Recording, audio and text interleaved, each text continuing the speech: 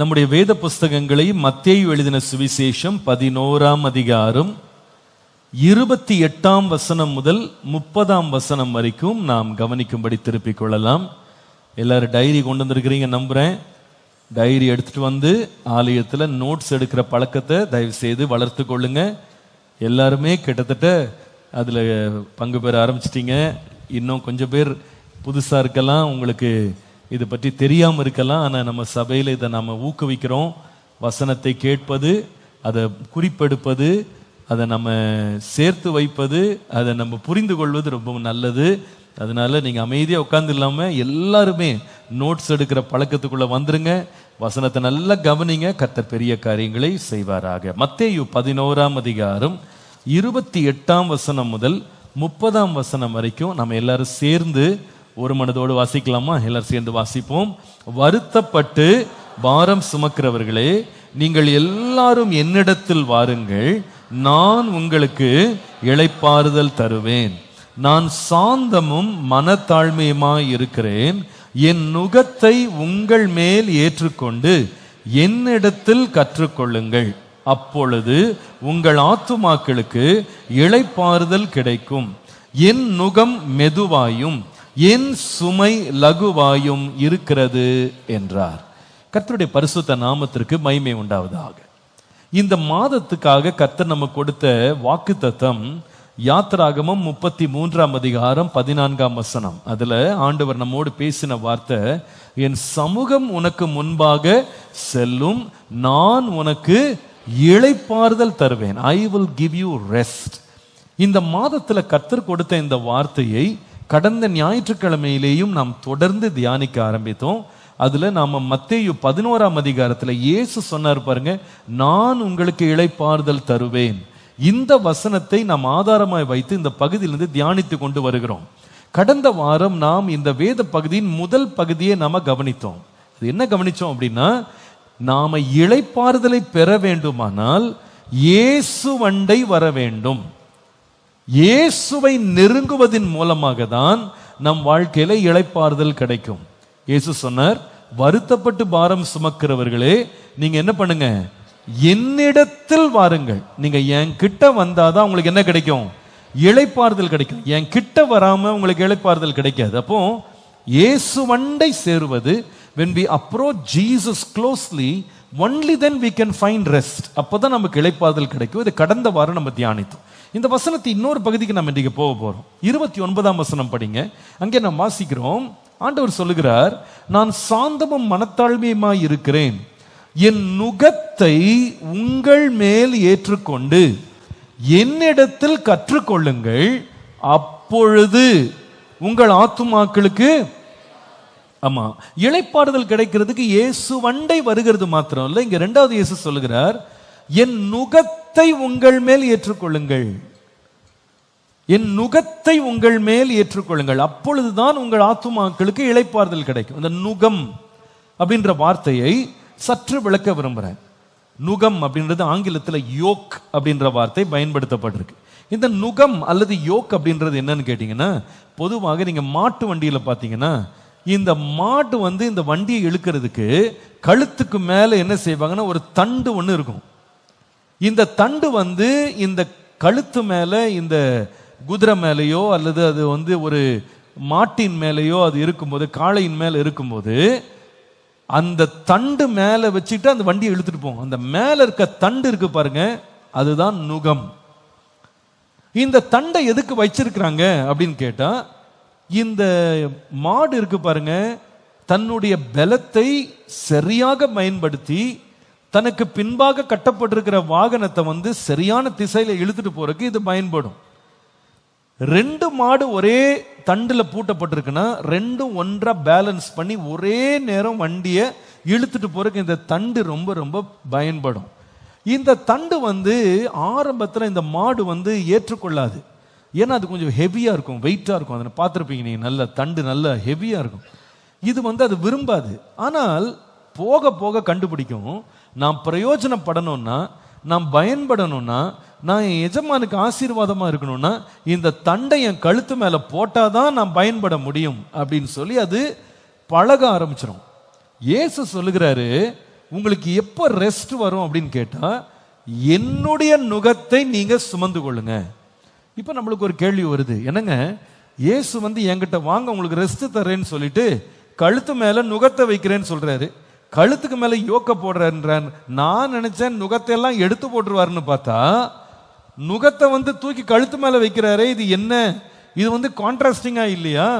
இது வந்து சொன்னதுக்கு எதிர்மறையா இல்லையா? நீங்க யோசிக்க தோணும் உங்களுக்கு. ஆனா மறந்துடாதீங்க, ஆண்டவர் வந்து என்னுடைய நுகத்தை உங்கள் மேல் ஏற்றுக்கொள்ளுங்க அப்படின்னு சொல்றாரு. அப்படின்னா நாம ஏற்கனவே ஒரு நுகத்தை சுமந்துகிட்டு இருக்கிறோம் அப்படின்றத மறந்துடாதீங்க.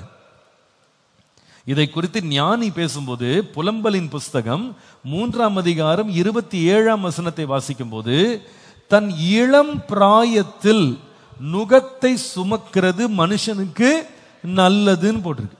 அப்போ ஒரு மனுஷன் எப்பத்திலிருந்து அவன் நுகத்தை சுமக்கிறான் அப்படின்னு கேட்டா, எப்பத்திலிருந்து? இளம் பிராயத்திலிருந்தே சுமக்கிறான். அது அவர் சொல்றாரு, அது ரொம்ப நல்லதுன்னு வேற சொல்றாரு. இந்த வாழ்க்கையில நாம வாழணும், உயிர் வாழணும்னா, நம்ம தொடர்ந்து வளரணும், பெருகணும், நாம ஆசீர்வாதமா இருக்கணும்னா நுகங்களை சுமக்க வேண்டியது அவசியம். பொதுவாகவே சின்ன பிள்ளைங்களுக்கு கூட எந்த வேலையும் செய்ய பொதுவாக பிடிக்காது, எதுலையுமே ஈடுபடுறது என்பது பிடிக்காது. பள்ளிக்கூடம் போறது எந்த பிள்ளைக்கும் பிடிக்க மாட்டேங்குது, பாடங்களை படிக்கிறது பிடிக்க மாட்டேங்குது, டியூஷன் போறது பிடிக்க மாட்டேங்குது, அவங்களுக்கு எக்ஸாம் எழுதுறது பிடிக்க மாட்டேங்குது. எந்த வேலையுமே செய்யக்கூடாதுன்னா 3 வேளை என்ன கிடைக்கணும்? சாப்பாடு மட்டும் கிடைக்கணும். இந்த சமீபத்தில் நம்ம எல்லாம் இந்த லாக்டவுன்ல போனோம் பார்த்தீங்களா, இந்த கோவிட் சமயத்தில். அப்போ பிள்ளைங்க ஸ்கூலுக்கே போகாம பாடமே படிக்காம நிறைய பேர் வந்து வீட்டில் உட்காந்துட்டு அம்மா அப்பாவை வேலை வாங்கி 3 வேளை சாப்பிட்டவன் 5 வேளை 6 வேளை சாப்பிட்டான். சும்மாவே இல்லை, எனக்கு வடை சுட்டு கொடு, எனக்கு பஜ்ஜி போட்டு கொடு, எனக்கு முறுக்கு சுட்டு கொடு, இப்படியே ஒவ்வொன்றா ஆர்டர் பண்ணி பெற்றோர்லாம் எப்படி ஜெபிக்க ஆரம்பிச்சிட்டாங்கன்னா, ஆண்டவரே இவனுங்களை ஸ்கூலுக்கு அனுப்புறதுக்குன்னே இந்த கோவிட் சீக்கிரமா என்ன ஆகணும்? சரியாயிடும். ஏன்னா இவனுக்கு எப்படி பழகிட்டானுங்க அப்படின்னா, எந்த கஷ்டமே படாம என்ன பண்ணிட்டாங்க, ஒரு அடி கூட அவங்க வீட்டை விட்டு ஒரு கால் எடுத்து வச்சது கிடையாது. எல்லாம் வீட்டிலே உட்காந்துட்டு நல்லா சாப்பிட்டு தூங்கி என்ஜாய் பண்ண. இது நிறைய பேருடைய நிலைமை. ஆனா அவங்களுடைய வாழ்க்கையை நீங்க யோசித்து பாருங்க. இப்படிக்கு வந்து ஒரு பேரே வச்சிருக்காங்க இந்த ஜெனரேஷனுக்கு, சொல்றாங்க இந்த கோவிட் ஜெனரேஷன் சொல்றாங்க. ஸ்கூல்ஸ் தான் போனீங்கன்னா கோவிட் ஜெனரேஷன் பேர் வைக்கிறாங்க. ஏன்னா இந்த 3 வருஷம் 2 வருஷம் பப்ளிக் எக்ஸாம் கூட எழுதாம ஃபுல் மார்க் வாங்கிட்டு போனா பாருங்க. இவங்களுடைய நிலைமை வந்து வாழ்க்கையில பிந்தின நாட்கள்ல எந்த உத்தரவாதமோ எந்த விதமான பாரத்தையோ சுமக்க விரும்பாத ஒரு பழக்கத்தை பழகிட்டதுனால பிந்தின நாட்கள்ல கூட அவங்க யாரா மாறிட்டாங்கன்னு கேட்டா, வாழ்க்கையே ரொம்ப லகுவாக லேசாக எந்த உத்தரவாதம் இல்லாம வாழ்றவங்களா மாறிட்டாங்க. அதனுடைய விளைவு என்னன்னு கேட்டா, அவங்க பிரயோஜனமற்றவர்களா மாறிட்டாங்க. அவங்க திரும்ப தங்களை வந்து வாழ்க்கைக்கு உட்படுத்த முடியாம போயிட்டாங்க. அப்போ உலகத்துல வந்து ஒரு மனுஷன் வெற்றி பெற, வாழ, உயர, செழிக்க ஏதோ ஒரு நுகத்தை அவன் சுமந்தாகணும். நுகம் சுமக்காம வாழ்க்கையை வாழ முடியாது. இப்ப இயேசு சொல்றாரு, நீங்க வருத்தப்பட்டு கிடக்குறீங்களா, என்கிட்ட வாங்க, நான் உங்களுக்கு ரெஸ்ட் கொடுக்குறேன், இளைப்பாறுதல் கொடுக்குறேன். ஆனா இந்த ரெஸ்ட்ல அவர் கொடுக்குற வேலை என்னன்னு கேட்டா, நான் கூட ஒரு நுகம் கொடுக்குறேன், அந்த நுகத்தை உங்கள் மேல் ஏற்றுக்கொள்ளுங்க. ஆனா வித்தியாசம் என்ன தெரியுமா? அந்த வசனத்தை படிக்கும் போது உங்களுக்கு புரியும். நீங்கள் 30ஆம் வசனம் படித்தா, மத்தேயு 11:30 படிக்கும் போது, என் நுகம் மெதுவாயும் என் சுமை லகுவாயும் இருக்கிறது. இன்னொரு விதமாய் சொன்னா, இந்த மாட்டுக்கு மேல நுகம் வைக்கிறாங்க பாருங்க, இந்த நுகம் வந்து ஆரம்பத்தில் வைக்கும்போது புது கட்டையை எடுத்து வைக்கும்போது அந்த கட்டை வந்து இந்த கழுத்து மேல உரசிக்கிட்டே இருக்கும்போது அது ரொம்ப வலிக்க ஆரம்பிச்சிடும். ஆனா கொஞ்ச நாள் ஆன உடனே இந்த கழுத்துக்கு ஏற்ற மாதிரி அது செட் ஆயிடும் அப்படியே. அல்லது இந்த மாட்டினுடைய சைஸுக்கு ஏற்ற மாதிரி ஃபிட்டிங்கா வந்து கரெக்டா நுகத்தை செஞ்சுட்டாங்க அப்படின்னா அந்த மாட்டுக்கு பிரச்சனை வராது. அதுக்கேற்ற மாதிரி ஸ்மூத்தா வச்சுட்டா, அந்த மாட்டுக்கு ஏற்றபடி டிசைன் பண்ணிட்டா அந்த மாடு ரொம்ப லகுவா இருக்கும். இன்ஃபேக்ட் நீங்க ஒரு சத்தம் கொடுத்தோன்னே கரெக்டா ரிவர்ஸ்ல வந்து நிற்கும் பாருங்க. பார்த்துருக்கீங்களா? அந்த மாட்டில் இந்த நுகம் வைக்கும் போதெல்லாம் அதுவே கரெக்டாக பொசிஷன் கொடுத்து நிற்கும். அதுக்கு செகண்ட் நேச்சர் மாதிரி ஆயிடும். ஏன்னா அதற்கேற்ற விதமாக ஒரு நுகம் வந்துடும். இயேசு என்ன சொல்ல வர்றாருன்னா, இங்க பாருப்பா, நீ உன்னால் சுமக்க முடியாத சுமைகளை நீ சுமக்கிறதுக்கு நான் உன் மேல வைக்க விரும்பல, அது உலகம் உனக்கு சுமத்தும். ஆனா நான் உனக்கு ஒரு நுகம் கொடுக்குறேன், அந்த நுகத்தை நீ ஏற்றுக்கொள்ளும் போது அது எப்படி இருக்கும்னா உன் கழுத்துக்கு ரொம்ப லேசா இருக்கும், ரொம்ப லகுவாக இருக்கும், ரொம்ப ஈஸியா இருக்கும், ரொம்ப லைட்டா இருக்கும். ஆம் பிரியமானவர்களே, நம்முடைய வாழ்க்கையிலே தேவன் தரும் இளைப்பாறுதலை நாம் அனுபவிக்க வேண்டுமானால் ஆண்டவர் நம்மகிட்ட எதிர்பார்க்கிற காரியம் என்னவென்றா, இயேசுவின் பாரத்தை நாம் ஏற்றுக்கொள்ளும் போது இளைப்பாறுதலை பெற்றுக்கொள்ளுவோம். எழுதுங்க, இயேசுவின் பாரத்தை ஏற்றுக்கொள்ளும் போது இளைப்பாறுதல் கிடைக்கும். Rest comes by bearing the burden of Christ. Rest comes by bearing the burden of Christ.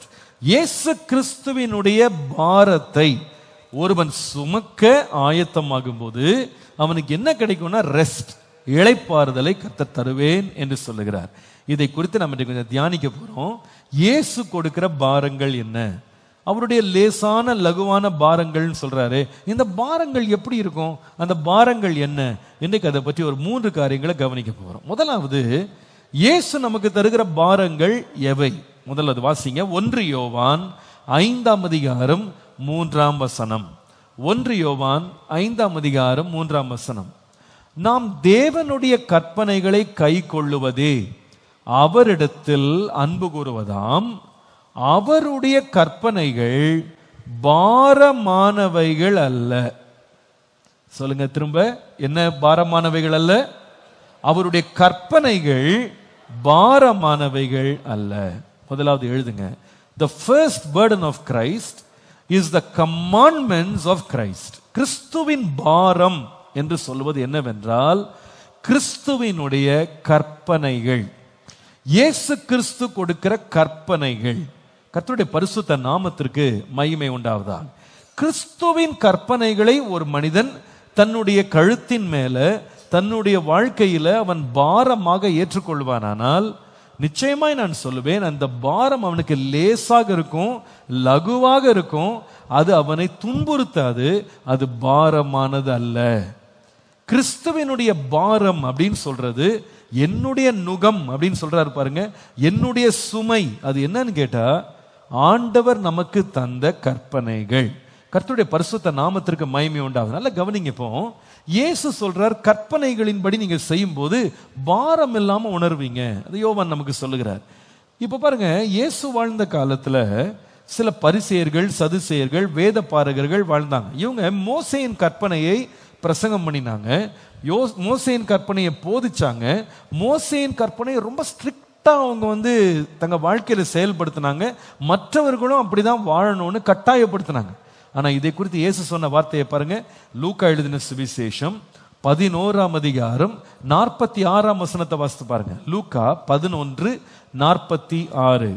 இயேசு சொல்லுகிறார், நியாய சாஸ்திரிகளே உங்களுக்கு ஐயோ, சுமக்க அரிதான சுமைகளை நீங்கள் மனுஷர் மேல் சுமத்துகிறீர்கள், நீங்களோ உங்கள் விரல்களில் ஒன்றாகிலும் அந்த சுமைகளை தொடவும் மாட்டீர்கள். அப்போ இயேசுவின் காலத்துல மோசேயின் மூலமாய் கொடுக்கப்பட்ட கற்பனைகளை இந்த நியாய சாஸ்திரிகள் என்ன பண்ணாங்கன்னா ஜனங்கள் மேல் சுமத்துனாங்க. நல்லா கவனிங்க, மோசே கொடுத்த நியாய பிரமாணங்களை இவங்க என்ன பண்ணாங்கன்னா, தேவனுடைய நியாய பிரமாணங்கள் பாரமானவைகள் கிடையாது. ஆனா இவங்க என்ன பண்ணாங்கன்னா அது கொஞ்சம் எக்ஸ்ட்ரா கொஞ்சம் மெருகேற்றி அவங்க என்ன பண்ணாங்கன்னா இதை அது மேல சுமத்த ஆரம்பிச்சாங்க. அதை அந்த அந்த ஜனங்கள் மேல இன்னும் பாரப்படுத்த ஆரம்பிச்சாங்க. புது புது கற்பனைகளை சேர்க்க ஆரம்பிச்சாங்க. கடைசியில பாத்தீங்கன்னா அவங்க நியாய பிரமாணத்துக்கு விளக்கம் கொடுக்கும் போது கடைசியா ஜனங்கள் சுமக்கிறதுக்கு 613 நியாய பிரமாணங்கள் அவங்க லிஸ்ட் போட்டு வச்சிருந்தாங்க. இயேசு சொல்றாரு, இது எப்படிப்பட்ட நியாய பிரமாணம் ஆயிடுச்சு அப்படின்னா சுமக்க முடியாததாக மாறிவிட்டது.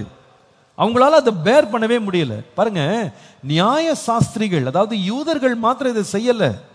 சபை ஆரம்பிச்சது பாருங்க பெந்தேகோஸ்தே நாள்ல. புதிய ஏற்பாட்டில் கூட சில விசுவாசிகள் இதே போல விசுவாசிகள் மேல பாரங்களை வைக்க முயற்சி பண்ணாங்க. இதை நீங்கள் அப்போஸ்தலர் நடபடிகள் 15ஆம் அதிகாரம் 10ஆம் வசனத்தில் நீங்க வாசிக்க முடியும். அப்போஸ்தலர் 15:10 அங்க பாருங்க, இப்படி இருக்க நம்முடைய பிதாக்களாலும் நம்மாலும் சுமக்க கூடாதிருந்த நுகத்தடியை சீஷர் கழுத்தின் மேல் சுமத்துவதினால் நீங்கள் தேவனை சோதிப்பானேன். அவங்க என்ன சொல்றாரு திரும்ப வாசிங்க பாருங்க. நம்முடைய பிதாக்களும் சரி நாமும் சரி சுமக்க முடியாத நுகத்தடியை சீஷர்கள் மேல் இயேசுவை, இது மோசையின் காலத்துல இல்ல, புதிய ஏற்பாட்டு காலம். புதிய ஏற்பாட்டு கால சபையில கூட சீஷர்கள் மேல் இந்த நுகத்தை சுமக்க முடியாத பாரத்தை நீங்க சுமந்துட்டீங்கன்னாரு. யார் இதை சொல்றாங்கன்னா பவுலும் பர்னபாவும் சொல்றாங்க. நல்லா கவனிங்க, என்ன நுகத்தடியை கொண்டு போய் இந்த சீஷர்கள் மேல் இந்த மக்கள் சுமத்துனாங்க அப்படின்னு கேட்டா, இப்ப நல்ல விளங்கி கொள்ளணும்.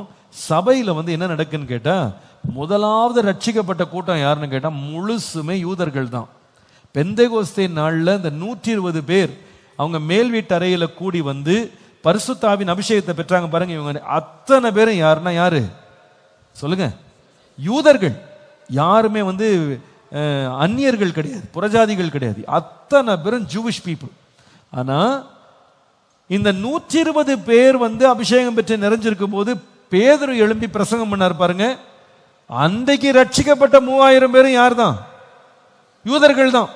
ஏன்னா அந்த பண்டிகை கொண்டாடுறதுக்கு 3000 பேர் அந்த எருசலேமுக்கு இந்த சத்தத்தை கேட்டு எல்லாரும் எட்டி பார்த்து பேதுருடைய பிரசங்கத்தை கேட்டு இருதயத்தில் குத்தப்பட்டவர்களாக ரட்சிக்கப்படுறதுக்கு நாங்க என்ன செய்யணும்னு கேட்டு அந்த 3000 பேர் ஞானஸ்தானம் பெற்றாங்க பாருங்க. அத்தனை பேரும் யாருன்னா உலகமெங்கும் சிதறி இருந்து பண்டிகைக்காக எருசலேமுக்கு வந்த யூதர்கள். விசுவாசிகள் நல்லா புரிஞ்சுக்கணும்.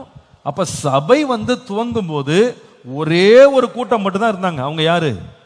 யூதர்கள். இந்த யூதர்களுடைய வழக்கம் என்னன்னா 8ஆம் நாள்ல விருத்த சேதனம் பண்ணணும், நுனித்தோல் அறுக்கப்படணும். அப்ப இது அத்தனை பேர் அவங்க வாழ்க்கையில நியாயப்பிரமாணத்தை பின்பற்றி தேவனோடு மோசேயின் பிரமாணத்தின்படி உடன்படிக்கை செய்யப்பட்டவர்கள். இவங்க தான் சபைக்குள்ள இருந்தாங்க.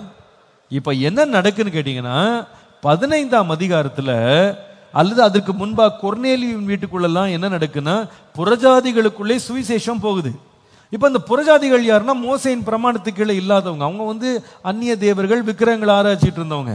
இப்ப அவங்க இயேசுவை ஏற்றுக்கொள்ள ஆரம்பிச்சிட்டாங்க. இப்ப இந்த மக்கள் இயேசுவை ஏற்றுக்கொண்டு அவங்க சபைக்குள்ள வர ஆரம்பிச்ச பிறகு கொஞ்சம் பிரச்சனை வர ஆரம்பிச்சது. யாருக்கும் பிரச்சனைனா இந்த யூதர்களுக்கும் புறஜாதிகளுக்கும். இப்ப யூதர்கள் என்ன சொல்றாங்கன்னா, நாங்கெல்லாம் மோசேயின் வழியில வந்தவங்க, நாங்க நியாய பிரமாணத்தை ஆசரித்தவங்க. ஆனா இந்த புறஜாதிகளுக்கு எந்த ஒரு லாவுமே கிடையாது. அவங்க எந்த ஒரு பிரமாணத்தையும் அவங்க பின்பற்றாம நேரடியா வந்தாங்க, ஞானஸ்தானம் எடுத்தாங்க, விசுவாசிகள் ஆயிட்டாங்க, சர்ச்சுக்கு போயிட்டாங்க. இது சரியில்லை. இவங்களை என்ன பண்ணணும்னா மோசேயின் நியாய பிரமாணத்தின்படி என்ன செய்யணும்? விருத்த சேதனம் செய்யணும், சர்க்கம்சிஷன் செய்யணும் அப்படின்னு சொன்னாங்க பாருங்க. அதனாலதான் இந்த 1ஆம் வசனத்தை பாருங்களேன். அப்போஸ்தலர் நடபடிகள் 15ஆம் அதிகாரம் 1ஆம் வசனத்துல, சிலர் யூதேயாவிலிருந்து நீங்கள் மோசேயினுடைய முறைமையின்படியே விருத்த சேதனம் அடையாவிட்டால் ரட்சிக்கப்பட மாட்டீர்கள் என்று சகோதரர்களுக்கு என்ன செய்தாங்க? இப்ப புரிஞ்சு அவங்களுக்கு பிரச்சனை என்னன்னு? நீங்க ரட்சிக்கப்படணும்னா ஞானஸ்தானம் எடுத்தா மட்டும் பத்தாது, இயேசுவை ஏற்றுக்கொண்டா மட்டும் பத்தாது. நீங்க என்ன செய்யணும்? விருத்த சேதனம் பண்ணணும். இன்னொரு சொன்னா மோசேயினுடைய நியாய பிரமாணங்கள் எல்லாம் நீங்க பின்பற்றணும் அப்படின்னு சொன்ன உடனே இந்த சொன்ன ஜனங்களுக்கும் 2ஆம் வசனத்துல பவுல் பர்னபா என்பவர்களுக்கும் பெரிய வாக்குவாதம் உண்டாயிடுச்சு. உடனே என்ன சொல்றாங்க? வாக்குவாதம் வேண்டாம், நீங்க எல்லாரும் எருசலேமுக்கு போயிட்டு இதுக்கு ஒரு தீர்வை கண்டுபிடிச்சிட்டு வாங்க, இதற்கு ஒரு முடிவை கட்டிட்டு வாங்க அப்படின்னு. உடனே இவங்க எல்லாரும் கிளம்பி அவங்க எருசலேமுக்கு போறாங்க. எருசலேமுக்கு போயிட்டு 3ஆம் வசனத்துல புறஜாதிகள் நடுவில் தேவன் செய்த கிரியைகளை அவங்க சபைக்கு சொல்லுகிறாங்க. எருசலேம்ல போய் சொல்றாங்க. சொன்ன உடனே வேதம் சொல்லுகிறது, அந்த செய்தியை கேட்ட உடனே சகோதரர் எல்லாரும் அல்லது சீஷர்கள் அப்போஸ்தலர் எல்லாருக்கும் மிகுந்த சந்தோஷம் உண்டாயிடுச்சாம். ஐயோ, தேவனுடைய வார்த்தை ஆண்டவர் சொன்னார்ல, உலகமெங்கும் போய் சுவிசேஷத்தை சகல ஜாதிகளுக்கும் பிரசங்கம் பண்ணுங்கன்னு சொன்னாரு. அது நடக்க ஆரம்பிச்சிருச்சு. அப்போ புறஜாதிகள்லாம் ஆண்டவர் ஏற்றுக்கொள்ள ஆரம்பிச்சிட்டாங்க அப்படின்னு சொல்லி அவங்க ரொம்ப சந்தோஷப்பட்டாங்க. அப்போ இதை சொல்லிட்டு சொல்றாங்க, இந்த மாதிரி ஒரு பிரச்சனை ஆரம்பிச்சிருக்கு.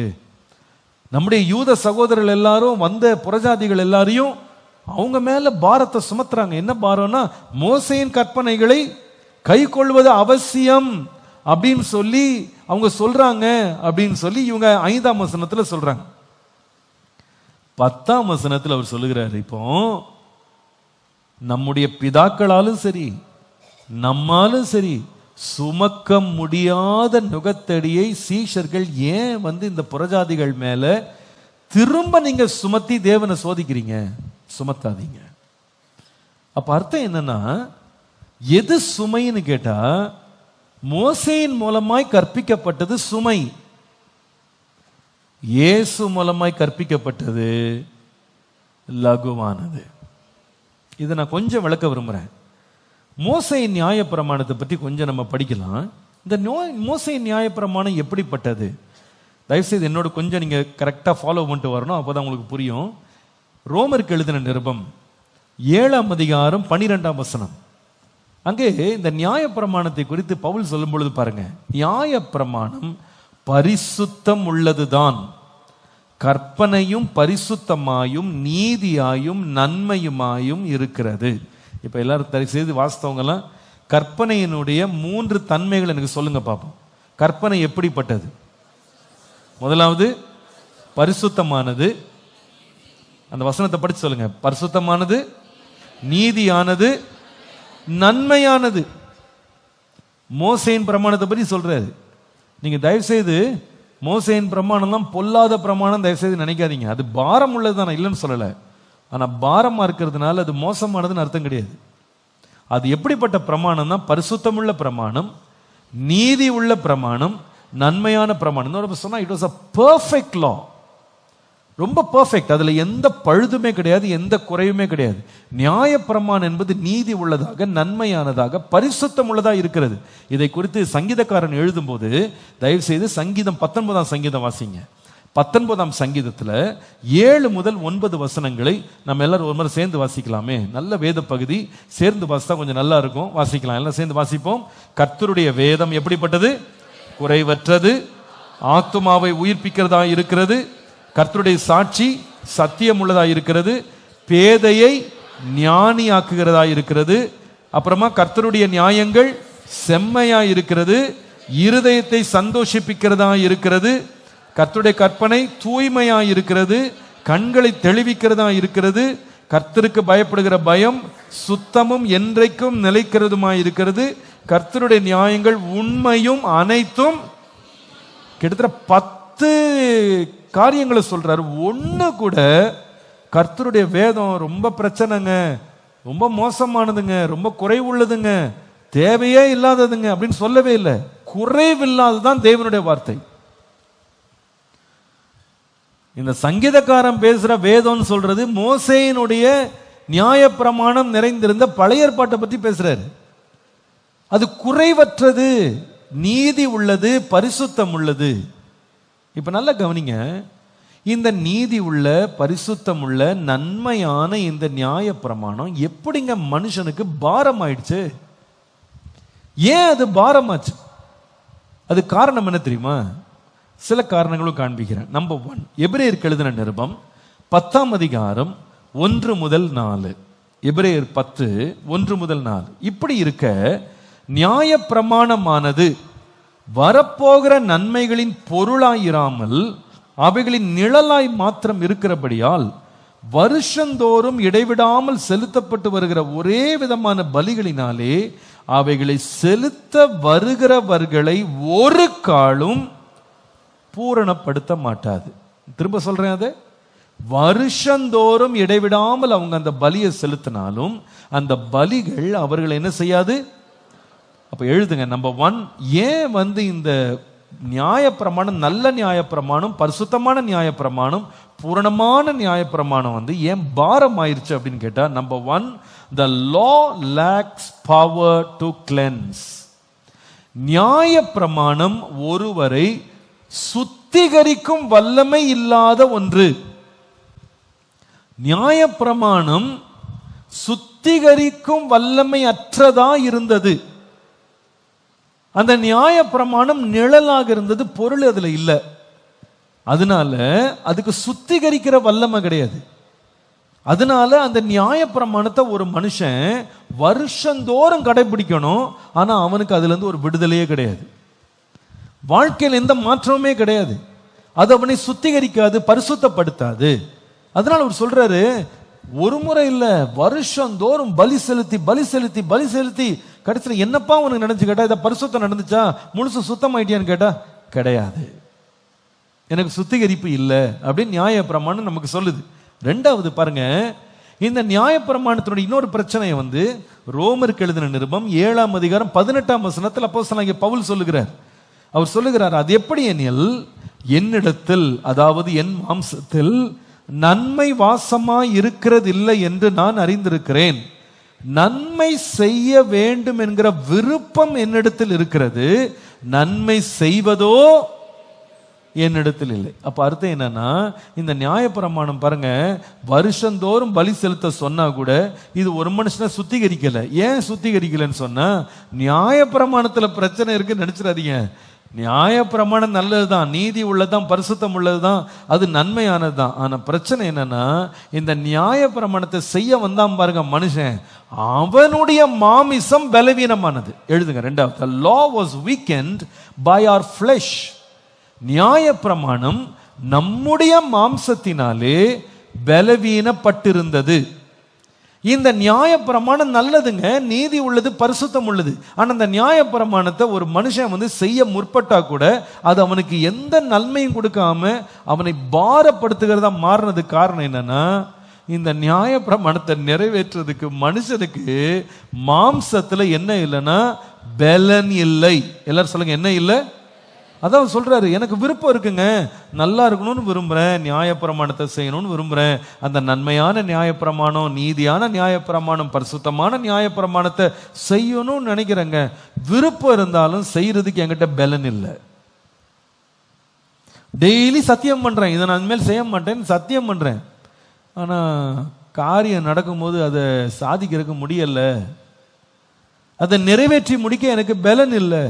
அவர் சொல்றாரு, இதனால என்ன ஆயிடுச்சுன்னா, அந்த நியாயப்பிரமாணத்தை செய்யறதுக்கு மாம்சம் பலவீனமா இருக்க. ஏன் பலவீனம் ஆயிடுச்சுன்னு சொன்னா, பாவத்தினால. என்றைக்கு பாவம் ஒரு மனுஷனுக்குள்ள வந்ததோ நீதியை நிறைவேற்றுகிற பலன் அவனை விட்டு போயிடுச்சு. அந்த பலன் இல்லாம இப்ப இந்த மனுஷன் நியாயப்பிரமாணத்தை வச்சுக்கிட்டு அது பாரமா தான் இருக்கு. அப்ப அவன் என்ன சொல்றான்னா, எனக்கு மட்டும் இதை செய்யறதுக்கு விருப்பமும் பலனும் இருந்துருச்சுன்னா இந்த நியாயப்பிரமாணம் நல்ல நியாயப்பிரமாணம் தான். ஆனா இப்ப அதை செய்யறதுக்கு எனக்கு என்ன இல்லை. அப்பா அடிக்கடி சொல்லுவாங்க, நான் நல்லா சுகமா இருக்கும் போதெல்லாம் ஒருத்தரும் அப்ப ஸ்வீட் பாக்ஸ்லாம் வாங்கி கொடுக்கல, எப்போ சுகர் சேர்ந்துச்சோ பாக்ஸ் பாக்ஸா வாங்கிட்டு வந்து கொடுக்குறான் அப்படின்னு. பாக்ஸ் வந்துருச்சு, சாப்பிடுறதுக்கு உடம்பு இல்லை. இதுதான் இப்ப நிலைமை. நியாயப்பிரமாணம் வந்துருச்சு, அதை செய்யறதுக்கு என்ன இல்லை, பலன் இல்லை. இப்ப பாருங்க, இப்ப அந்த ஸ்வீட் பாக்ஸ பார்க்கும் போதெல்லாம் சந்தோஷமா இருக்கும், ஐயோ சேர்ந்துச்சா. மனசு சொல்லுது, தொடாத தொடாத, அது பக்கத்துல போகாத, அதை பார்க்காதன்னு சொல்லுது. ஆனா மாம்சம் சொல்லுது, அது எப்படி தொடாம இருக்க முடியும். சும்மா நான் எட்டி மட்டும் பார்க்கிறேன், என்ன கலர்ல இருக்குன்னு பார்க்கிறேன், என்ன கொண்டு வந்திருக்காங்கன்னு பார்க்கிறேன். அதுக்கு திறந்த உடனே மாம்சம் சொல்லும், பார்த்தா போதுமா, நிறைய சாப்பிட வேணாம், சும்மா ஒரு லைட்டா ஒரு துண்டு சாப்பிடு. அதுக்கப்புறமா துண்டை ஒன்று சாப்பிட்டுவிட்டு மனசாட்சி ஒரே வாதிப்பு, இன்னைக்கு என்ன ஆகுமோ தெரியலையே, டாக்டர் கேட்டா என்ன பதில் சொல்றது தெரியலையே, மனையை டப்பாவை பார்த்து என்னங்க ஒரு துண்டை காணான்னு கேட்டா என்ன சொல்றது.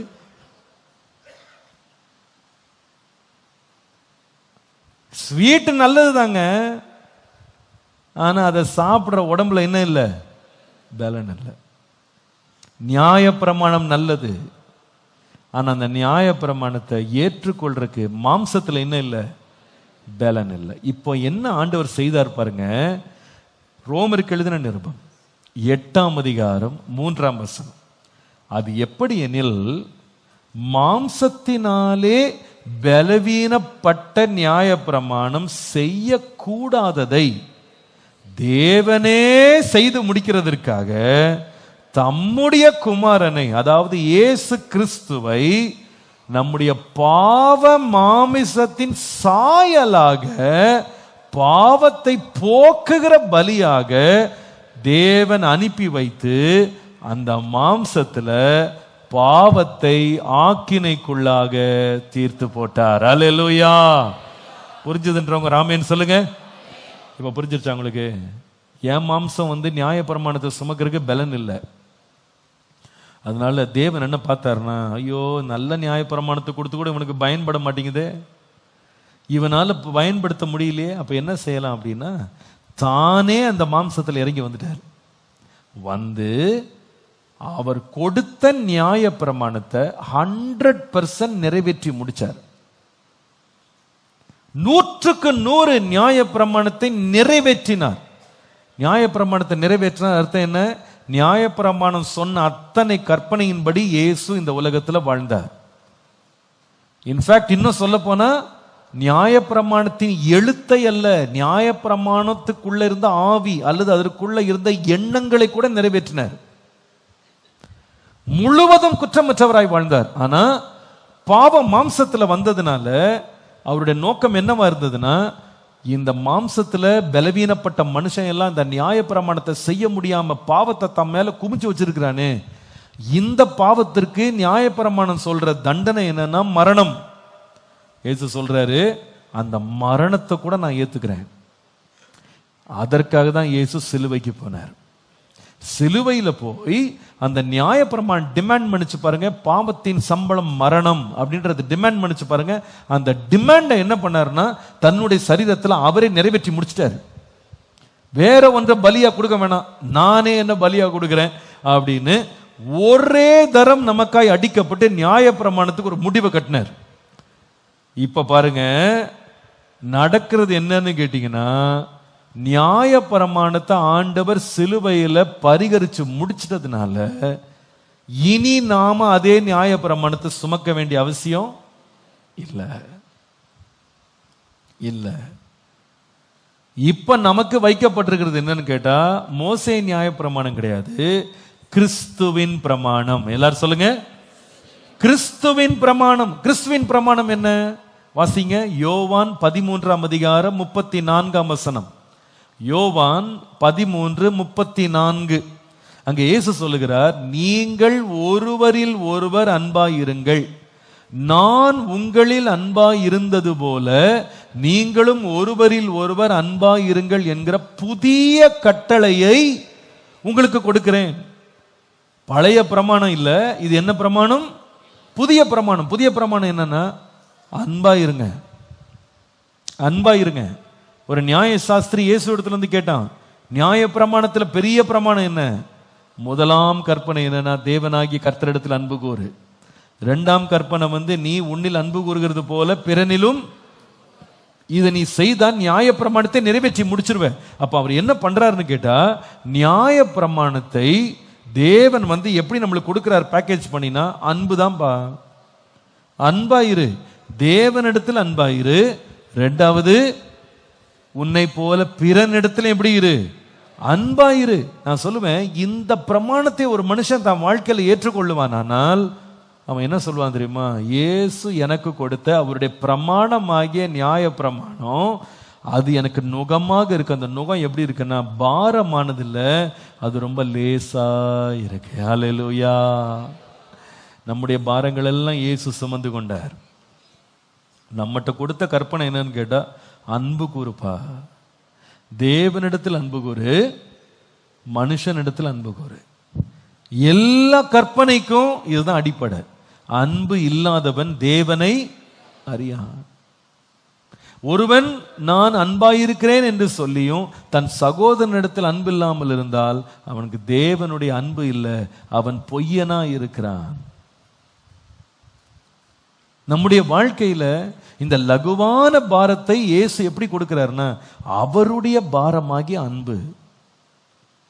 இந்த அன்பு கூறுறது கூட அவர் என்ன செய்யறாருன்னு கேட்டா, இயேசு கிறிஸ்துவின் அன்பு நம்முடைய இருதயங்களில் ஊற்றப்பட்டிருக்கு. பரிசுத்த ஆவியை நம்ம பெறும்போது ஆவியின் கனியோ அன்பு.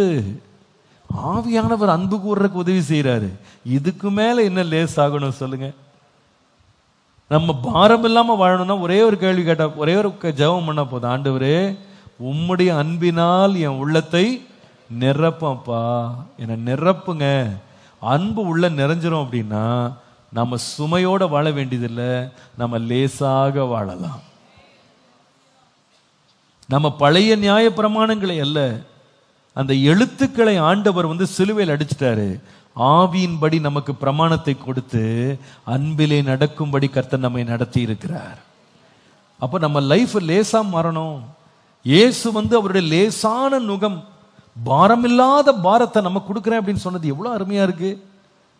அவருடைய கற்பனை என்னன்னா, அன்பாயிருங்க, அன்பாயிருங்க. ஆண்டவரே, என் இருதயத்தை அந்த அன்பினால் நிரப்பும். fill me with your love. உங்க இருதயம் அன்பினால் நிரம்புமானா அந்த அன்பு என்ன செய்யும்னு சொன்னா நம்முடைய இருதயத்தை ரொம்ப லேசா வைத்துக்கொள்ளும். என்னுடைய உள்ளத்தை அன்பினால் நிரப்பும். நம்முடைய வாழ்க்கையில நம்மை குணமாக்குவதும் நம்மை லேசாக்குவதும் தேவ அன்பு. உண்மையா நேசிக்க கிருபை தாங்க. என்னை சுற்றி இருக்கிறவர்கள் மேல உண்மையான நேசம் காட்டுற கிருபை தாங்க. நீங்க இந்த அன்பை உங்க வாழ்க்கையில பிரமாணமாக ஏற்றுக்கொண்டு அதன்படி வாழ்ந்து பாருங்க. நம்முடைய குடும்ப வாழ்க்கை எவ்வளவு லகுவா மாறிடும் தெரியுமா? நம்முடைய உறவுகள் எவ்வளவு லேசா மாறிடும் தெரியுமா? நம்முடைய வேலைகள் எவ்வளவு லேசா மாறும் தெரியுமா? தேவை என்னன்னா அன்பு தான். அன்பு இல்லாம நம்ம வாழ்க்கையில செய்யற கிரியைகள் நமக்கு ரொம்ப பாரமா தான் இருக்கும். கொஞ்சம் யோசித்து பாருங்க, ஒரு கணவன் ஒரு மனைவியின் மேல அதிக அன்பு வச்சுட்டாருன்னா மனைவி ஒரு பாரமாவே தெரிய மாட்டார். மனைவிக்கு செய்கிற உதவிகள் ஒரு பாரமாக தெரியாது. ஒரு மனைவி கணவன் மேல உயிரே வச்சு அவன் மேல அன்பு வச்சுட்டா அப்படின்னா அந்த கணவன் கேட்கிறத செய்வதும் அந்த கணவனுக்கு சேவை செய்வதும் அவளுக்கு பாரமாகவே இருக்காது. ஒரு குழந்தை ஒரு பிள்ளை ஒரு சைல்டு அப்பா மேல அம்மா மேல ரொம்ப அன்பு வச்சுட்டாங்கன்னு சொன்னா அப்பா அம்மா எந்த வேலையை செய்ய ஏவுனா கூட அது கஷ்டமாவே தெரியாது. பெற்றோர் நான் பார்த்திருக்கேன், தங்க பிள்ளைகள் மேல உயிரே வச்சிருக்காங்க, அவ்வளவு அன்பு வச்சிருக்காங்க. அதனால அந்த பிள்ளைகளை வளர்க்கிற எவ்வளவு கஷ்டப்படுறாங்க. வெளியில இருந்து பாக்குறவங்க ரொம்ப கஷ்டமா இருக்கு அதை பாக்குறதுக்கு. அந்த பிள்ளைங்களை படிக்க வைக்க என்ன கடன், அந்த பிள்ளைங்க வியாதிப்பட்டா எவ்வளவு செலவழிக்கிறாங்க, எவ்வளவு நேரத்தை கொடுக்குறாங்க, எவ்வளவு விழிச்சிருக்கிறாங்க. ஆனா அவங்ககிட்ட கேளுங்களேன், ரொம்ப கஷ்டமா இருக்கான்னு கேட்டா கஷ்டம்னா இல்லைங்க, இது என்னங்க கஷ்டம், என் பிள்ளைக்கு செய்யாம நான் யாருக்கு செய்வேன் அப்படின்னு அந்த பிள்ளைகளுக்கு கொண்டு போய் அவ்வளவு தாராளமா கொடுக்குறாங்க. ஏன்னு கேட்டா அந்த அன்பு தான். அந்த அன்பு வந்துருச்சுனாலே it makes you feel so light. உறவுகள் அன்பு இருந்துட்டு பாருங்க, நம்முடைய குடும்பங்களுக்குள்ள வீடுகளுக்குள்ள அன்பு வந்துருச்சுன்னு பாருங்க, எவ்வளவு லேசா மாறிடுங்க வாழ்க்கை, எவ்வளவு இன்பமாக இனிமையாக பயணம் தொடர்ந்துரும். கொஞ்சம் யோசித்து பாருங்க, இன்னைக்கு நம்முடைய குடும்பங்கள்ல உறவுகள் ஏன் கசந்து போகுது, ஏன் பாரம் ஆயிடுதுன்னு சொல்லுங்க. Because there is no love. அன்பு இல்லாதனால தாங்க இன்னைக்கு சில பேர் கல்யாணம் பண்ணிட்டு ரொம்ப வருத்தப்படுறாங்க. ஏன் தான் நான் கல்யாணம் பண்ணனே தெரியல, ஏன் தான் இந்த வீட்டுக்குள்ள வந்தேனே தெரியல, ஏன் அவ்வளவு கஷ்டப்பட்டு அந்த அந்த இன்பமான இனிமையான ஒரு பயணம் ஏன் பாரம் ஆயிடுச்சு தெரியுமா? they lost the love. அன்பை இழந்துட்டதுனால இப்ப மருமகளை பார்த்தா ரொம்ப பாரமா இருக்கு, மாமியாரை பார்த்தா பாரமா இருக்கு, மாமனாரை பார்த்தா பாரமா இருக்கு, வீட்டுக்கு வந்த பிள்ளைங்க பாரமா இருக்கிறாங்க, உறவுகள் ரொம்ப பாரமாயிடுச்சு. நீங்க என்ன நினைக்கிறீங்க தெரியுமா? மொத்தமா இந்த பாரத்தை வெட்டி தூக்கி போட்டுக்கலான்னு. நீங்க நிம்மதியெல்லாம் இருக்க முடியாது. உங்களுக்கு ஆத்துமாக்கள்ல இளைப்பாறுதல் வேணுமா? இயேசு கொடுக்கிற லேசான நுகத்தை உங்க மேல ஏற்றுக்கொள்ளுங்க. என்ன நுகம் அது? அன்பு. என் உள்ளத்தை அன்பினால் நிரப்பும் ஆண்டவரே.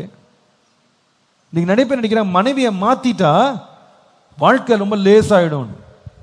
ஒன்று இல்லப்பா, 1000 மாத்தினா கூட பாரம் பாரம் தான், மறந்துடாதீங்க. பாரம் பாரம் தான், ஆளு தான், மாம்சம் மாம்சம் தான். தோல் வேணா மாறலாம், தோற்றம் வேணா மாறலாம், உள்ள இருக்கிற மாம்சம் அதே மாம்சம் தான். அதை மட்டும் நீங்க தயவு செய்து தப்பா நினைக்காதீங்க. எனக்கு இதுல இருந்து ஒரு விடுப்பு கிடைச்சா நான் ஃப்ரீ ஆயிடுவேன். இல்ல இல்ல, நீங்க ஒன்னே ஒண்ணுக்கு ஜெபம் பண்ணுங்க. ஆண்டவரே, இவ்வளவு தூரம் இது என் மேல பாரமா மாறினதுக்கு அன்பற்ற ஒரு வாழ்க்கையில போட்டு நான் முன்னால போயிட்டு இருக்கேன், என் இருதயத்தை எதனால் நிரப்பும்? அன்பு தாங்க. இயேசு கிறிஸ்துவின் அன்பு எவ்வளவு நம்மளை நிரப்புதோ நம்ம அவ்வளவு லேசா இருப்போம், அவ்வளவு லகுவா நம்ம வாழ்க்கை இருக்கும். அப்பா சில தடவை அந்த சில சம்பவங்கள் சொல்லுவாங்க, ஒரு வீட்டில் ஒரு மகள் தன்னுடைய பெற்றோர் வருகிறாங்க அப்படின்னும் போது அவருடைய இருதயம் அன்பினால் பொங்கிருது. அப்போ அவருடைய பலவீனத்தை மறந்துடுறா, அவருடைய கஷ்டத்தை மறந்துடுறா. மடன்னு பல வகைகளை சமைச்சு போடுறதுல கூட அவ களைப்பே ஆக மாட்டேங்கிறா, எல்லாத்தையும் சந்தோஷமா செஞ்சு போடுறா.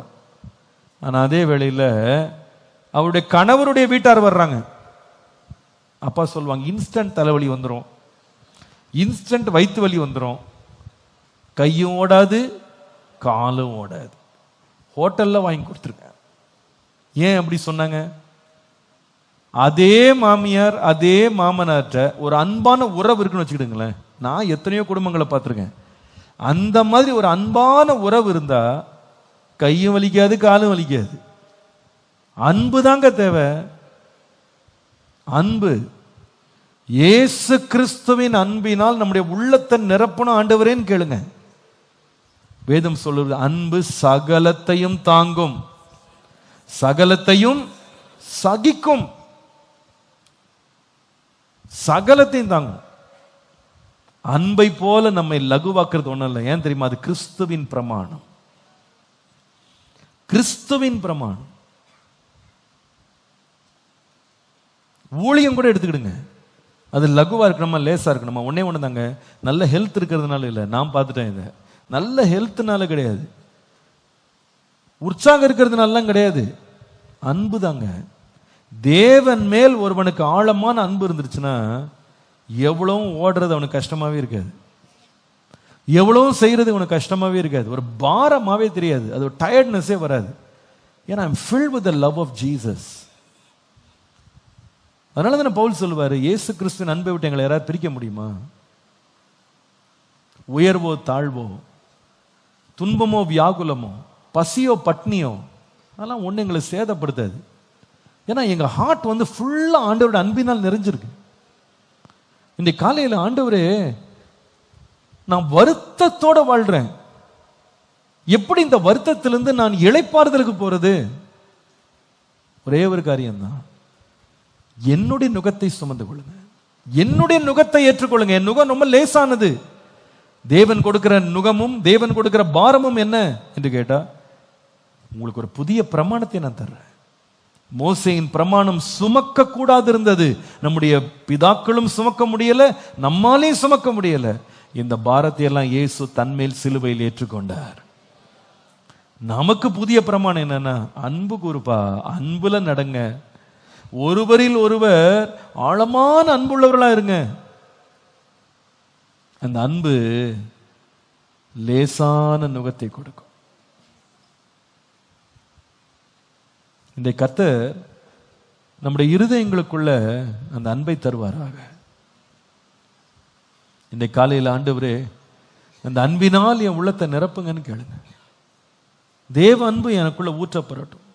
இயேசு கிறிஸ்துவின் அன்பு பரிசுத்த ஆவியினாலே நமக்குள்ளே ஊற்றப்பட்டிருக்கிறபடியால் ஊற்றப்படட்டும். ஆண்டவரே அந்த அன்பினால் என்னை நிரப்பும்.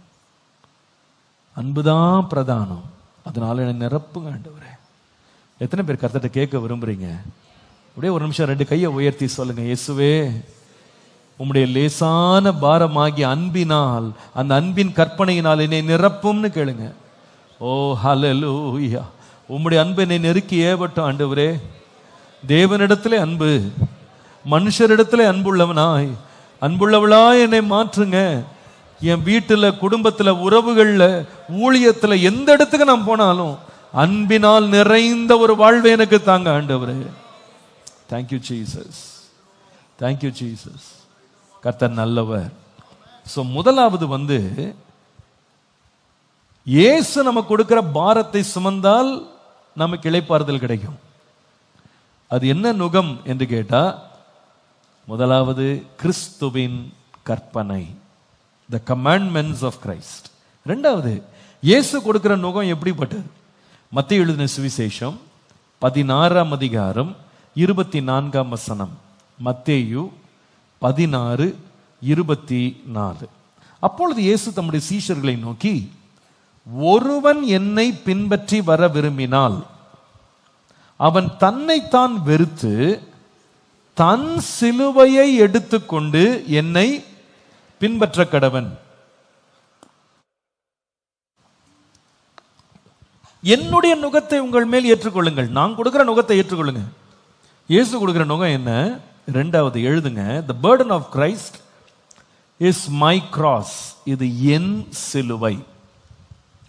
The cross ன்னு போட்டிருக்கேன், அதை கொஞ்சம் மாத்திக்கிடுங்க. My cross, என் சிலுவை. என் சிலுவை. இயேசு நமக்கு கொடுக்கிற நுகம் அவருடைய சிலுவை அல்ல. யாருடைய சிலுவை? சத்தமா சொல்லுங்க. நிறைய பேர் இதை தப்பா விளங்கிக்கிறாங்க. அந்த வசனத்தை படிக்கும் போதே ஒரு வார்த்தையை, முக்கியமான வார்த்தையை விட்டுறாங்க. ஒருவன் என்னை பின்பற்றி வர விரும்பினால் சிலுவை எடுத்துக்கொண்டு என்னை பின்பற்றி வர கடவன். தன்னைத்தான் வெறுத்து சிலுவை எடுத்து, அப்படி சொல்லல, தன் சிலுவை. எல்லாரும் சொல்லுங்க. அப்படின்னா அர்த்தம் என்னன்னா, இயேசு சுமந்த பாரத்தை நம்ம மேல அவர் வைக்கல, ஆனா நமக்குன்னு ஒரு சிலுவை வச்சிருக்கிறார். நாம சுமக்கிறதுக்குன்னு ஒரு பாரத்தை ஆண்டவர் வச்சிருக்கிறார். நல்லா கவனிங்க. திராணிக்கு மிஞ்சி நம்மை ஆண்டவர் சுமை சுமத்த மாட்டார். நம்ம ஒவ்வொருத்தரும் சுமக்கிறதுக்குன்னு ஒரு சிலுவை, சுமக்கிறதுக்குன்னு ஒரு உத்தரவாதம், சுமக்கிறதுக்குன்னு ஒரு பாரம், சுமக்கிறதுக்குன்னு ஒரு சுமையை கர்த்தர் அளந்து வைத்திருக்கிறார். கர்த்தர் நமக்கு செய்யணும்னு சொன்ன காரியத்தை நாம செய்வோமானா நாம பாரப்பட்டு வருத்தப்படவே மாட்டோம்.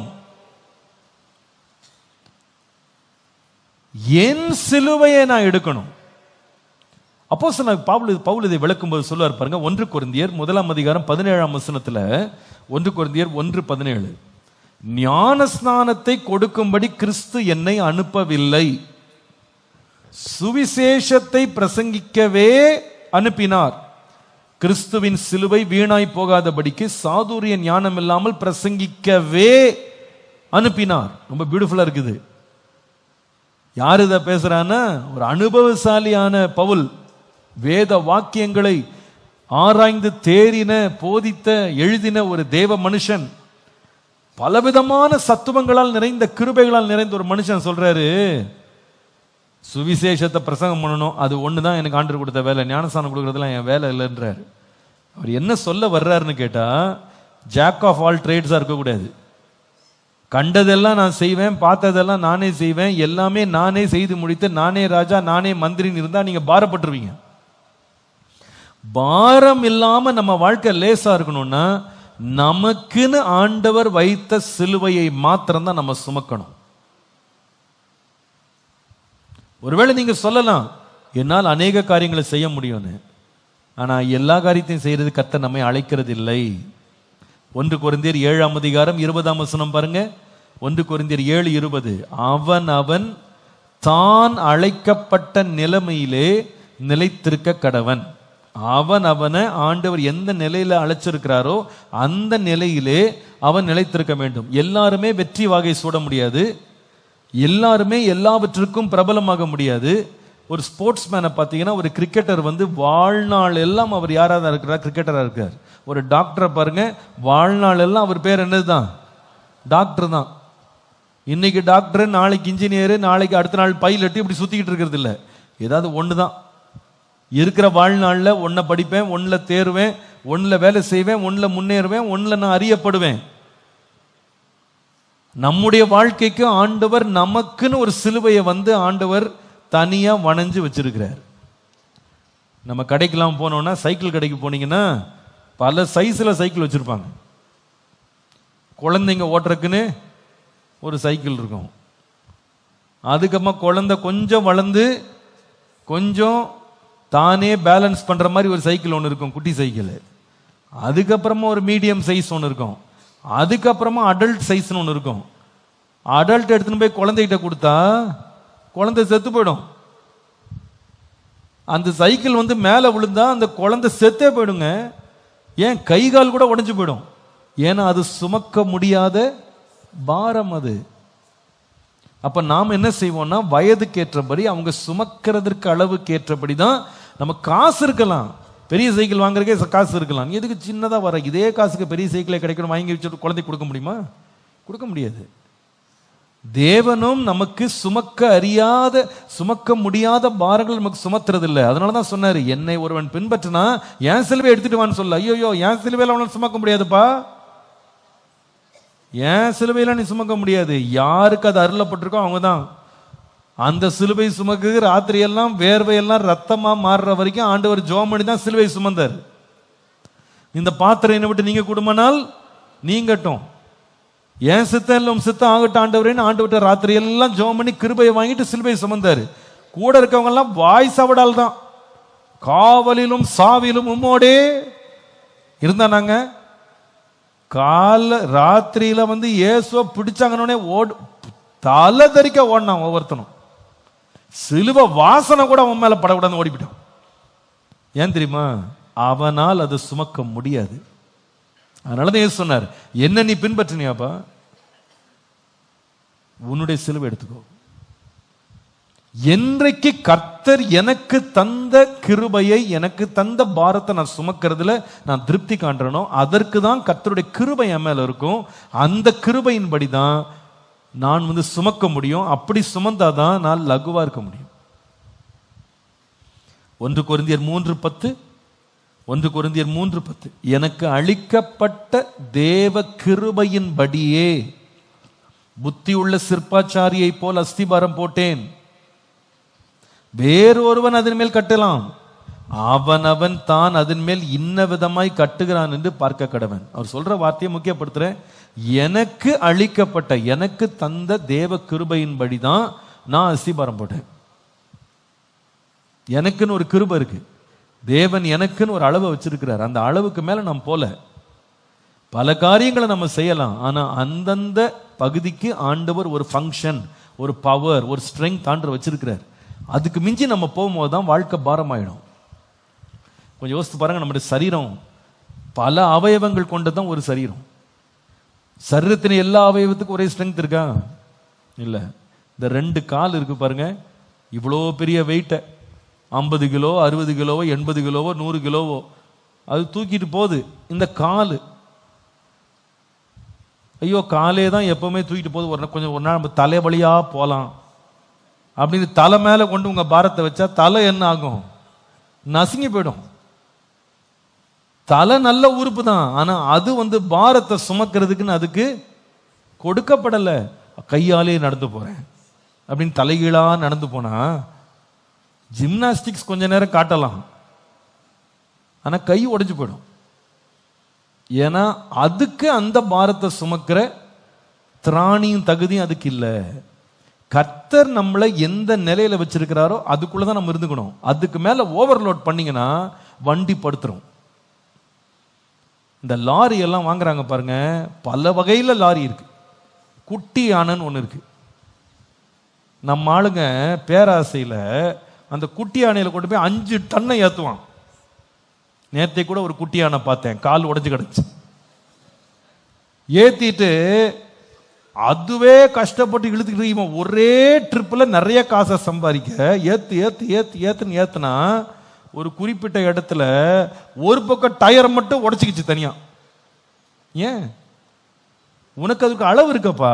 அதுக்கு 3 டன்னு மேக்சிமம், 1 டன்ல இருந்து 2 டன்னு தான் ஏத்தணும். நீ ஆசைக்கா ஏத்தனா வண்டி ஓடாது. ஆனா இன்னொரு லாரி பக்கத்திலே போதுங்க, 20 டயரை வச்சுக்கிட்டு போகுது. அத பாத்தீங்கன்னா 30 டன்னை சர்வசாதாரணமா ஏத்திட்டு போகுது. குட்டியான நினைக்க கூடாது, என்ன நீ மட்டும் தான் லாரியா, நான் கூட ஏத்துவேன். நீ ஏத்துன, அதான் நீ கடைசியா ஏத்துனது. அம்மா உன்னை ஏத்திட்டு போனோம், அவ்வளவுதான், உன் லைஃபே முடிஞ்சு போச்சு. 30 டன்னை ஏத்துனா உன்னை ஏத்திட்டு போகணும், மொத்தமா சட்னி ஆக்கி ஏத்திட்டு போக வேண்டியதுதான். முடியாது. அது கர்த்தர் நம்ம ஒவ்வொருத்தருக்கும் ஒரு பாரத்தை வச்சிருக்கிறாருங்க. நம்ம சிலுவை தான் நம்ம சுமக்கணும். ஊழியத்துல கூட சில வேளையில பெரிய சோதனை என்னன்னா, ஒரு தலைவனுக்கு நிறைய பேர் கொடுக்குற ஐடியா, பாஸ்டர் அப்படி செய்யலாம் பாஸ்டர், இப்படி செய்யலாம் பாஸ்டர். எப்பா, என் சிலுவையை நான் சுமந்துட்டு போறேன், நீ உன் சிலுவைய நீ சுமந்துட்டு போ. நிறைய ஆளு நம்மளை ஏவி விட்டு கடைசியில் யாரும் வரமாட்டாங்க, கடைசியில் நம்ம தான் தூக்கிட்டு போகணும். அது கொஞ்ச நாள் இடுப்பு உடைஞ்சு போகும். நம்முடைய கிருபை என்ன, நம்முடைய அளவு என்ன, அந்த அளவில் நம்ம இருந்துக்கணும். ஆசைப்பட்டதெல்லாம் செய்யணும்னு நினைக்கும் போது அது நமக்கு லகுவாக லேசாக அல்ல, பாரமாக மாறும். இயேசுவிடத்தில் வந்து அவர் என்ன சொல்லுவார் தெரியுமா? இதுக்கு தான் உன்னை அழைச்சிருக்கேன், இந்த அழைப்பில் இருந்துக்கோ. சில பேருக்கு ஊழிய அழைப்பு இருக்காது, ஆனால் மற்றவங்க மேலே ஊழியம் செய்கிறத பார்த்த உடனே நானும் செய்வேன்னு ஓடிட்டு ஒரு வாரத்தில் வண்டி படுத்துக்கிடும். அதுக்கு இந்த வண்டியை ஸ்ட்ரெச்சரில் வச்சு தான் தூக்கிட்டு போகணும். அதுக்கு தனியாக ஆலோசனை கொடுத்து அதை தேர்த்தி எடுக்கிறதுக்குள்ள போதும் போதுன்னு ஆயிரும். சில விஷயங்கள்ல எனக்கு மிஞ்சின கருமங்கள்ல நான் தலையிட மாட்டேன்னு சொன்னார்ல சங்கீதக்காரன். எனக்கு மிஞ்சின கருமங்கள்ல தலையிட மாட்டேன், எனக்கு இது முடியாது. ஏன்னா கர்த்தர் அதற்கென்று என்னை அழைக்கல. எனக்கு என்ன அழைப்பை கொடுத்தாரு அந்த அழைப்பில் நிற்பேன். என்னுடைய வெயிட், என்னுடைய லோட் எவ்வளோன்னு ஆண்டு த்ரெஷோல்டு வச்சுக்க, அதுக்குள்ள நான் இருந்தா நான் பிரகாசிப்பேன். அல்லேலூயா. இதில் நீங்கள் ரொம்ப ஜாக்கிரதையாக இருக்கணும். வாழ்க்கையில் ஒவ்வொரு பகுதியும் அப்படிதான், எல்லா பகுதியும் அப்படிதான். நான் நினைக்கிறேன் நமக்கு கொடுக்கப்படாத காரியங்களை, கர்த்தர் நமக்கு கிருபை தராத காரியங்கள் எல்லாம் மற்றவங்க செய்கிறாங்கன்னு போய் நம்ம காப்பி அடிச்சுட்டு போய் இறங்குனா நாம் பாரம் இல்லாமல் வெளியே வரமாட்டோம். ரொம்ப வேதனைப்பட்டு தான் வெளியே வரணும். ஏன்டா இதில் கையை வச்சேன், ஏன் இதில் தலையிட்டேன்னு சொல்கிற அளவுக்கு ஆயிரும். என்னுடைய நுகத்தை ஏற்றுக்கொள்ளுங்க. என்ன நுகம்? என்னை பின்பற்றியாப்பா, உனக்குன்னு ஒரு சிலுவை வச்சிருக்கேன், உன் சைஸுக்கு வச்சிருக்கேன், உன் வெயிட்டுக்கு வச்சிருக்கேன், உன் திராணிக்கு வச்சிருக்கேன், உன் கிருபைக்கு ஏற்ற மாதிரி வச்சிருக்கேன், அது தூக்கிட்டு வா, அது போதும். அது கிருபை தாங்க ஆண்டவரே, அது கிருபை தாங்க, அது கிருபை தாங்க. அல்லேலூயா. அதை தூக்கணும்னா லேசா இருக்கும். முடிவு என்ன? இளைப்பாறுதல். எல்லாரும் சொல்லுங்க, என்னது? பெரிய இளைப்பாறுதல். மூன்றாவது கடைசியா இயேசு கொடுக்கிற பாரம் என்ன? என்னுடைய சுமை லேசா இருக்கு, லகுவா இருக்குன்னு சொன்னாரு. என்ன அது அப்படின்னு கேட்டா, எபிரேயருக்கு எழுதின நிருபம் 9ஆம் அதிகாரம் 13-14 வாசித்தால், காளை வெள்ளாட்டுக்கடா இவைகளின் இரத்தமும் தீட்டுப்பட்டவர்கள் மேல் தெளிக்கப்பட்ட கடாரியின் சாம்பலும் சரீர சுத்தி உண்டாகும்படி பரிசுத்தப்படுத்துமானால், நித்திய ஆவியினாலே தம்மை தாமே பழுதற்ற பலியாக தேவனுக்கு ஒப்பு கொடுத்த கிறிஸ்துவனுடைய ரத்தம் ஜீவனுள்ள தேவனுக்கு ஊழியம் செய்கிறதற்கு உங்கள் மனசாட்சியை செத்த கிரியைகளற சுத்திகரிப்பது எவ்வளவு நிச்சயம். அதுல கடைசி வார்த்தையை வாசிக்கிறேன். பழுதற்ற பலியாக தேவனுக்கு ஒப்பு கொடுத்த கிறிஸ்துவனுடைய ரத்தம் ஜீவனுள்ள தேவனுக்கு ஊழியம் செய்கிறதற்கு உங்கள் மனசாட்சியை செத்த கிரியைகளை சுத்திகரிப்பது எவ்வளவு நிச்சயம். முதலாவது சொன்ன the burden of Christ is the commandments of Christ. இயேசு கொடுக்கிற சுமை அப்படின்றது அவருடைய பிரமாணங்கள். இது முதலாவது. இயேசு நமக்கு தருகிற சுமை அப்படின்றது இரண்டாவது, நம்முடைய சிலுவை.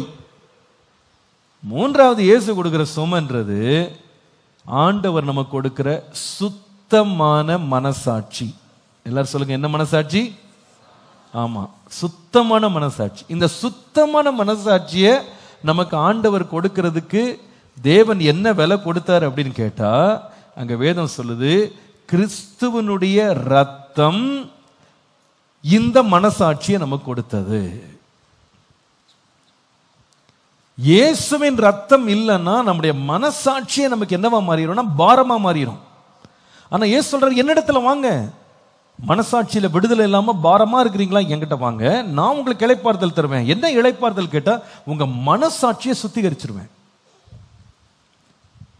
இந்த மனசாட்சியின் பாரத்தை குறித்து சங்கீதக்காரன் எழுதும்போது சங்கீதம் 38ஆம் சங்கீதம் 3-8 வசனங்களை பாருங்க. அவர் சொல்லுகிறார், உமது கோபத்தினால் என் மாம்சத்தில் ஆரோக்கியம் இல்லை, என் பாவத்தினால் என் எலும்புகளில் சௌக்கியம் இல்லை, என் அக்கிரமங்கள் என் தலைக்கு மேலாக பெருகிற்று, அவைகள் பார சுமையை போல என்னால் தாங்க கூடாத பாரமாயிற்று. 8ஆம் வசனத்துல, நான் பெலன் அற்று போய் மிகவும் நொறுக்கப்பட்டேன், என் இருதயத்தின் கொந்தளிப்பினால் என்ன செய்யறேன். அப்புறம் எதை பத்தி பேசுறாருன்னா, எந்த பாரம்னா தலைமையில வச்ச பாரம் கிடையாது. அவர் சொல்றாரு, இந்த அக்கிரமங்கள் என்ன செஞ்சா பாரம் ஆயிடுச்சுங்க, என் தலை மேல பெரிய பாரம் மாதிரி ஆயிடுச்சுன்னு சொல்லிட்டு சொல்றாரு, இதனால என் இருதயமே கொந்தளிக்குது, எனக்கு நிம்மதி இல்லாம போயிடுச்சுன்னு சொல்றாரு. நல்லா கவனிங்க, மனசாட்சி அப்படின்றது பாரம் இல்லாம இருக்கணும். மனசாட்சி எப்படி இருக்கணும்னா தெளிவா இருக்கணும்.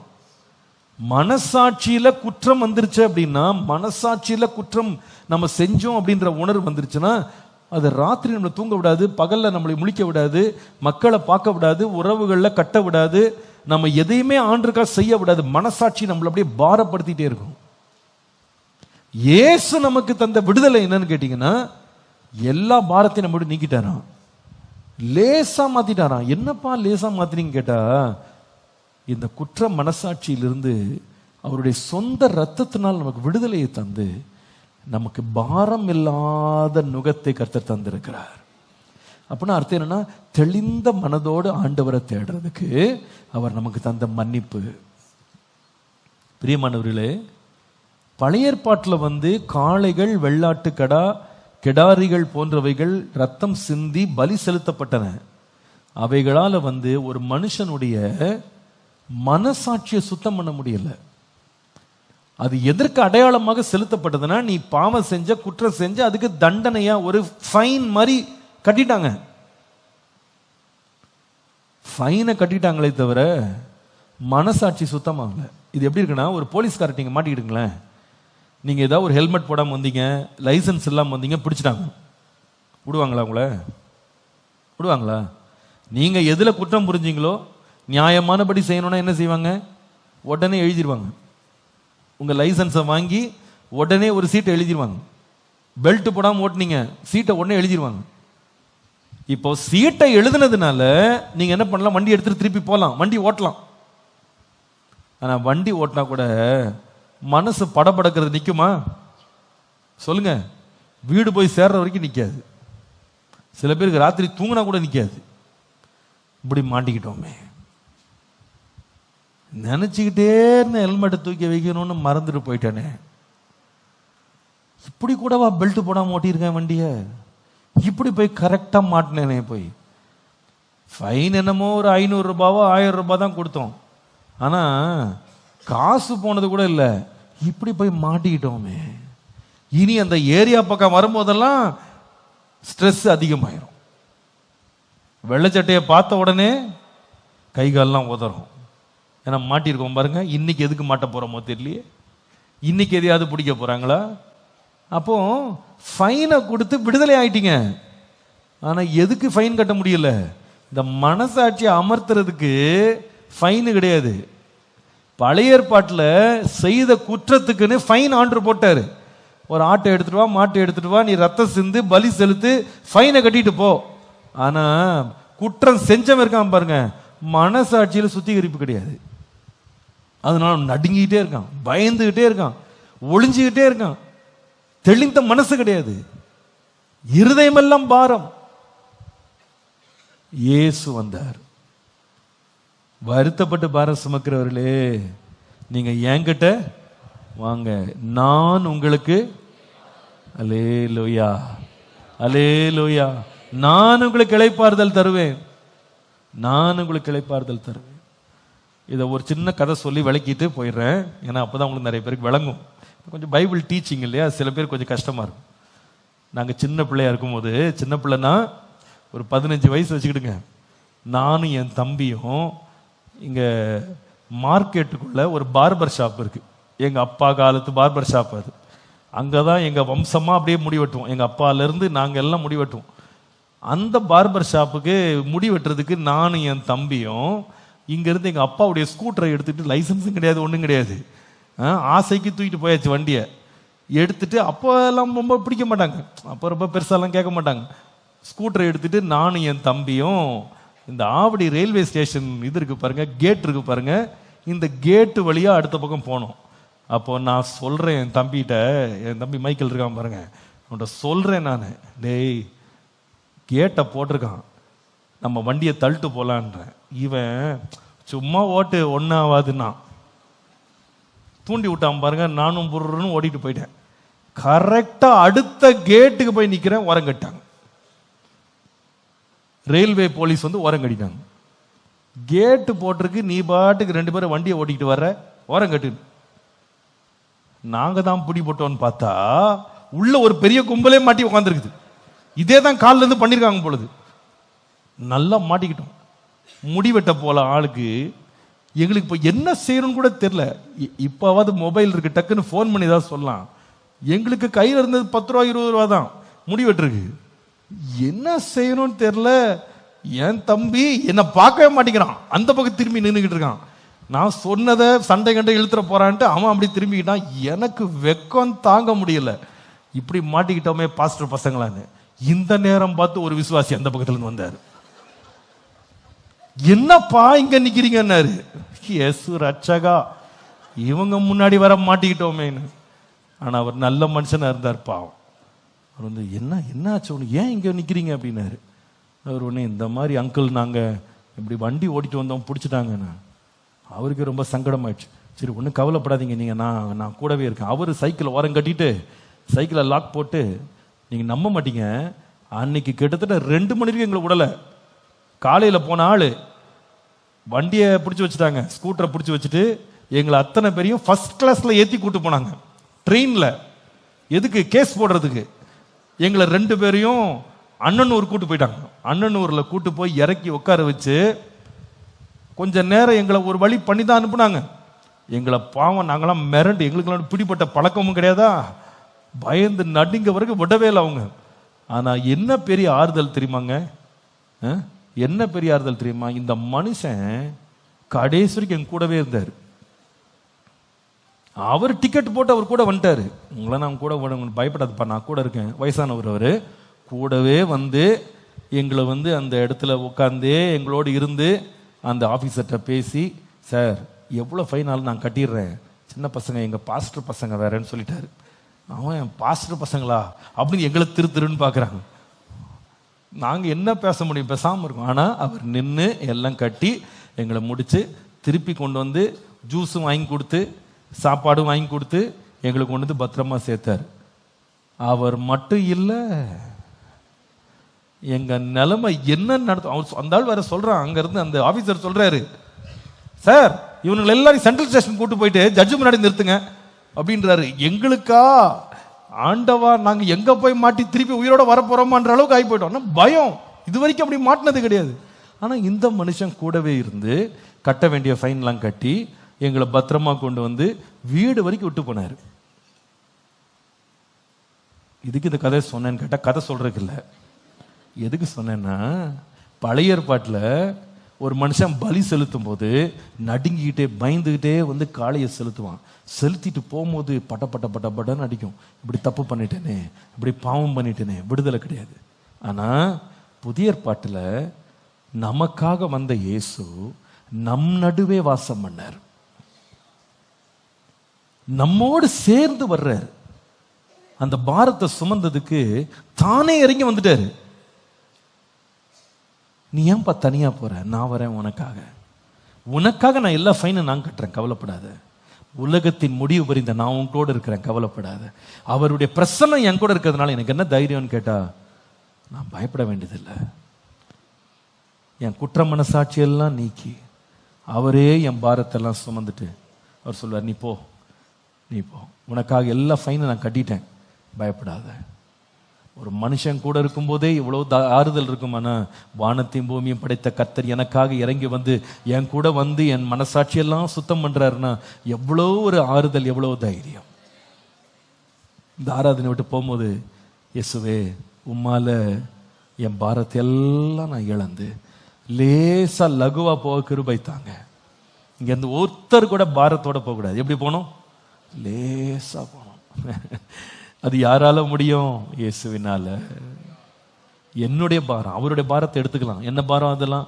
முதலாவது அவருடைய லேசான நுகம், லேசான சுமை என்னது? முதலாவது சொல்லுங்க, அவருடைய கற்பனைகள், அவருடைய பிரமாணங்கள் தான் நமக்கு லேசா இருக்கு. அன்பின் பிரமாணம், அதனாலே நான் லேசா உணர். இரண்டாவது, எனக்கென்று ஆண்டவர் கொடுத்த சிலுவை, அதை சுமக்கும் போது லேசா இருப்பேன். மூன்றாவது, ஒரு தெளிந்த மனசாட்சி, சுத்தமான மனசாட்சி. அது அவர் எனக்காக சம்பாரிச்சு கொடுத்தார்.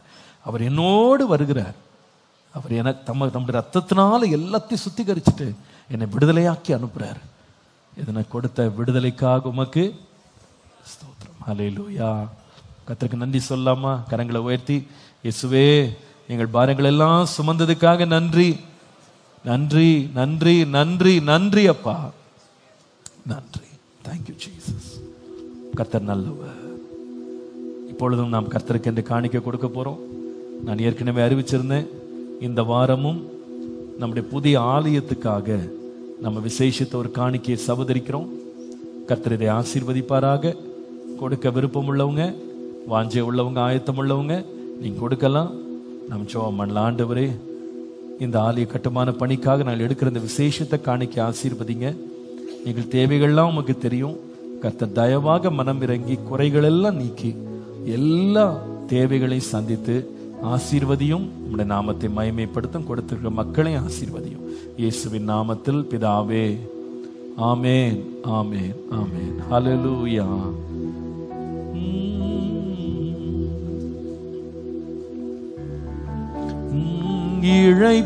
இளைப்பாறுதல் தரும் தேவா, கழைத்தோரை தேற்றிடுமே. இளைப்பாறுதல் தரும் தேவா, கழைத்தோரை தேற்றிடுமே. சிலுவை நிழல் எந்தன் தஞ்சம், சுகமாயங்கு தங்கிடுவே.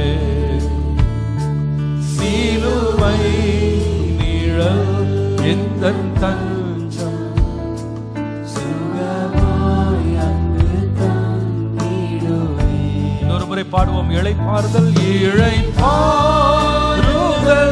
தரும் தேவா, கழைத்தோரை தேற்றிடுவே. Thank you Jesus.